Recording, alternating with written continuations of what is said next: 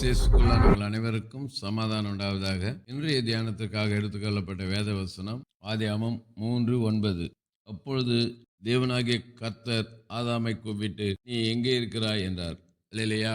நாம் எங்கே இருக்கிறோம், இல்லை ஆதாம் எங்கே இருக்கிறான்றது அவருக்கு தெரியும். ஏனென்றால் ஆண்டவருடைய வசனம் சொல்லுது, அவருடைய கண்களுக்கு மறைவானது ஒண்ணுமில்ல, எல்லாம் வெளிரங்கமா நிர்வாணமா இருக்குது. சங்கீதக்காரன் சொல்ற, வானத்துக்கு ஏறினாலும் அங்கே உம்முடைய கரம் என்னை பிடிக்கும், பாதாளத்தில் படுக்க போட்டாலும் அங்கேயும் உம்முடைய கரம் என்னை பிடிக்க சொல்லி சொல்றாரு. ஆகவே ஆண்டவருக்கு பார்வைக்கு மறைவா எங்கேயும் போக முடியாது, தெரியும். ஆனால் கூட ஒவ்வொரு நாளும் பகல் வேளையில, குளிர்ச்சியான வேளையில ஆதாமோட கூட வந்து பேசுவார். காரணம், அவருடைய சாயலாய் படைக்கப்பட்ட முதல் மனிதன். அவர் எப்பொழுதும் பகல் வேளையில வந்து பேசுகிற ஒரு சமயம், நல்ல ஒரு தருணம். ஆனால் அந்த நாளில் அந்த அந்த ப்ரோக்ராம் பிரகாரம் இந்த நாளில் வந்து பார்க்குறாரு, காணோம். அதான் கேட்குறாரு, ஆதாமே நீ எங்கே இருக்கிறாய்?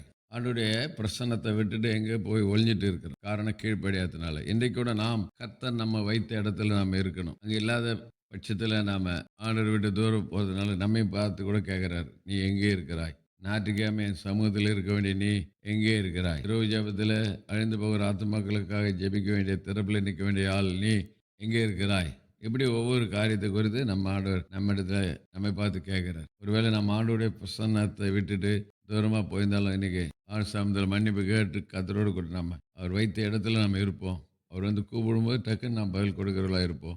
ஆதாமை போல ஒளிஞ்சுன்னு இருக்கக்கூடாது, அதான் போல ஒளிஞ்சிருக்கக்கூடாது. ஆக இந்த வசனத்தில் நாம் கற்றுக்கொள்கிற சத்தியம், கர்த்தருக்கு எப்பொழுது நாம் கூப்பிடும்போது நம்ம எஸ், சாமுவேல் சொன்னானே, கர்த்தாவே சொல்லும் அடியேன் கேட்கிறேன் சொல்லி டக்குன்னு அப்படி நாம் ஆண்டவர் கூப்பிடும்போது எப்பொழுதும் அவருடைய பிரசன்சத்தில் இருப்போம். நகோமி அப்பத்தின் வீடை விட்டுட்டு மோவாபுக்கு போனா.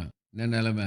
கணவனை இழந்தால், பிள்ளைகளை இழந்தால் சொல்கிறேன், என்ன நகோமின்னு சொல்லாதீங்க, மாறான்னு சொல்லுங்கள். நிறைவுலலாம் போனேன், இப்போ குறைவுலலாம் வர. காரணம், ஆண்டவர் வைத்த இடத்துல இல்லை, கூப்பிட்ற நேரத்தில் இல்லை அங்கே. ஆகவே அவளை போல் நாம் போகாதபடிக்கு கர்த்தர் சமூகத்திலே கர்த்தரோடு கூட இருப்போம். கர்த்தர் நம்மை ஆசீர்வதிப்பாராக.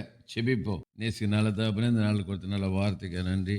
ஆதாமே நீ எங்கே இருக்கிறாய் சொல்லி உடைய பிரசன்ஸில் இருக்க வேண்டிய ஆதாம் தவறு செய்து கீழ்ப்படியாமல் போய் ஒழிஞ்சிக்கிட்டான்ப்பா. நாங்கள் அப்படி இல்லாதபடிக்கு நீங்கள் எங்களை அழைக்கும் போது எப்பொழுதும் நாங்கள் ஆயத்தமாக இருக்கிற பிள்ளைகளாக இருக்க உதவி. இயேசு நாமத்தில் ஜெபிக்கிறோம் நல்ல பிதாவே, ஆமென். நம்முடைய கர்த்தரும் இரட்சகருமாகிய இயேசு கிறிஸ்துவின் கிருபையிலும் அவரை அறிகிற அறிவிலும் வளருங்கள். அவருக்கு இப்பொழுதும் என்னென்றைக்கும் மகிமை உண்டாவதாக. நம்முடைய கர்த்தராக இயேசு கிறிஸ்துவின் கிருபை உங்கள் அனைவரோடு கூட இருப்பதாக. ஆமென், ஆமென், ஆமென்.